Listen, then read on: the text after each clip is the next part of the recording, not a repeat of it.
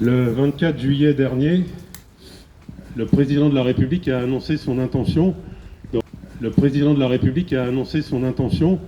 reconnaître, donc aujourd'hui, ce 21 septembre, l'État de Palestine à l'occasion de l'Assemblée générale des Nations Unies. Donc je pense que ça va se faire ce soir. Un petit rappel quand même, alors un des rappels, parce qu'on pourrait remonter dans le temps sur cette question de la reconnaissance, mais il y a 11 ans, avant l'annonce du président Macron, l'Assemblée nationale avait déjà adopté une résolution visant à la reconnaissance de l'État de Palestine.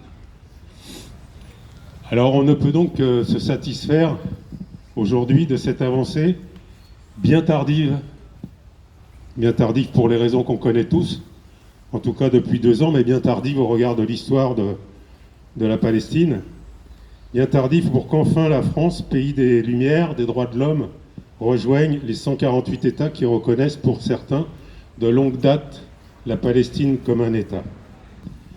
Aujourd'hui, la reconnaissance, c'est un pas de plus, en tout cas pour reconnaître enfin les droits aux Palestiniens d'exister et de vivre sur leur terre.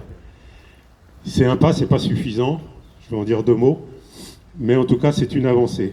Et cette avancée, c'est sans aucun doute à mettre au crédit de vous tous ici, de vous toutes, des milliers de citoyens, de militants qui depuis des années et des années réclamaient cette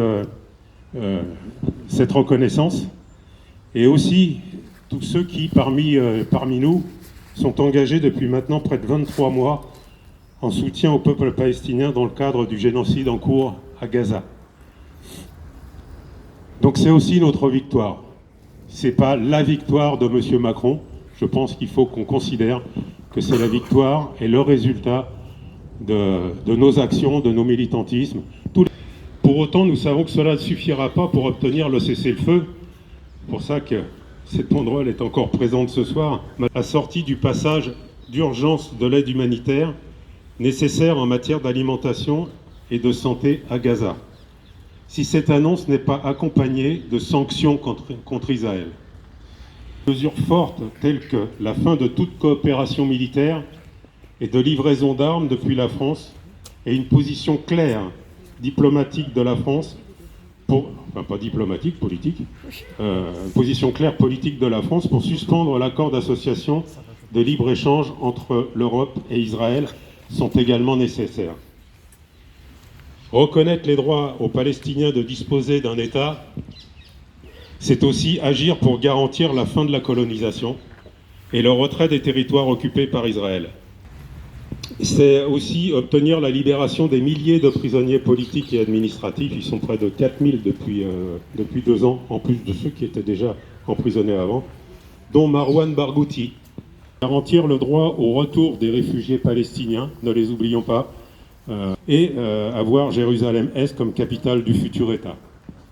Donc il y a encore du travail. Le chemin, la première pierre est posée, le chemin est encore long, et je ne suis pas sûr que si on ne maintient pas la pression populaire, on puisse aller dans cette voie-là. Donc en tout cas, l'appel qu'on aura aujourd'hui, c'est de dire, voilà, aujourd'hui, oui, mais il y a encore beaucoup de choses à faire, Monsieur le Président de la République. Il ne faut pas que cette déclaration reste une coquille vide. Choisy-le-Roi a pris sa part pour cette reconnaissance bien avant le 7 octobre 2023. Engagé dans le soutien au peuple palestinien de Gaza et de Cisjordanie depuis 10 ans. Notre association FPS existe, a choisi depuis 10 ans. 10 ans que notre association existe, et initiateur et animateur du collectif Choisy Orlitier, de soutien à la Palestine que vous connaissez tous. Pour toutes ces raisons et parce que rien n'est encore acquis à ce jour, nous entendons maintenir notre engagement dans les actions nécessaires aujourd'hui et demain en vue d'obtenir une paix juste et durable, le droit à l'autodétermination du peuple palestinien, parce que c'est pas ici qu'on va décider de ce qu'ils veulent faire. Nous, on se bat pour qu'ils puissent décider de ce qu'ils veulent faire, mais c'est à eux de le faire. Obtenir la libération des otages israéliens et de tous les prisonniers palestiniens, je l'ai dit tout à l'heure, donc les 4000 dont je faisais référence, plus tous ceux qui sont déjà en prison depuis bien longtemps. D'ores et déjà, nous félicitons et apportons tout notre soutien aux municipalités qui ont fait le choix d'apposer sur le fronton de leur mairie leur soutien à Gaza, donc le fronton par un drapeau ou une banderole, et aujourd'hui aussi avec toutes les villes de France, essentiellement à gauche, quel hasard, qui font monter leur drapeau devant le pavis de leur mairie. J'ai lu tout à l'heure en venant que des départements le faisaient aussi. Ça aurait pu être le cas dans le Val-de-Marne si le département était toujours resté à gauche, et ça aurait pu être le cas à Choisy-le-Roi si la gauche était toujours présente. Donc ici à Choisy, nous sommes mobilisés depuis 23 mois, je l'ai déjà dit, mais pour obtenir un cessez-le-feu et la fin du génocide en cours. Parce que ça va être ça la priorité.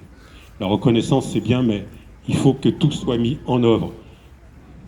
Dès hier, j'ai envie de dire, mais en tout cas dès demain, pour que Macron, une fois qu'il a acté cette reconnaissance, il exige maintenant, et il mette les moyens en place de faire en sorte que ce génocide cesse une bonne fois pour toutes. Nous l'avons affiché sur les murs de la ville, nous ne nous tairons pas. Parce que même si aujourd'hui nous nous réjouissons de la reconnaissance de l'État de Palestine par la France, le Portugal, le Canada, l'Australie et le Royaume-Uni dans la foulée, les bombes, elles, continuent de tuer hommes, femmes et enfants à Gaza. Et nous serons toujours à leur côté. Voilà, merci. Merci en tout cas une fois d'être présent ce soir pour les Palestiniens.